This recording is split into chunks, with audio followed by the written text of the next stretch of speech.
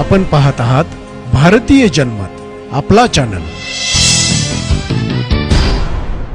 नमस्कार, मी मानसी धामणसकर। आपण पाहत आहात भारतीय जनमत न्यूज। नजर टाकूया त्याच्या ठळक घडामोडींवर।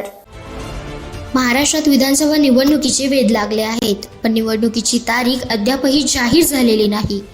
महाविकास आघाडीने 175 ते 180 जागा जिंकण्याचा दावा केला आहे, तर महायुतीनेही निवडणूक जिंकण्यासाठी तयारी सुरू केली आहे। दरम्यान माजी मुख्यमंत्री पृथ्वीराज चव्हाण यांनी एक मोठा दावा केला आहे। त्यांच्या मते राज्यात राष्ट्रपती राजवट लागू होणार आहे। चव्हाण यांनी म्हटले आहे की छत्रपती शिवाजी महाराजांचा पुतळा कोसळणे आणि बदलापुरातील घटना यामुळे सरकारच्या कार्यपद्धतीवर प्रश्नचिन्ह निर्माण झाले आहे। त्यानुसार नकारात्मक वातावरणातून सुटका करून घेण्यासाठी राष्ट्रपती राजवट लागू केली जाईल। सध्या महाराष्ट्रातील विधानसभेची मुदत 26 नोव्हेंबर रोजी संपणार आहे।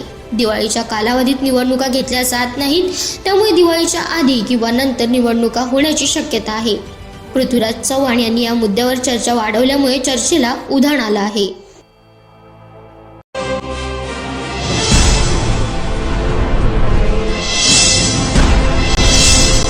आपण पाहत आहात भारतीय जनमत, आपला चॅनल।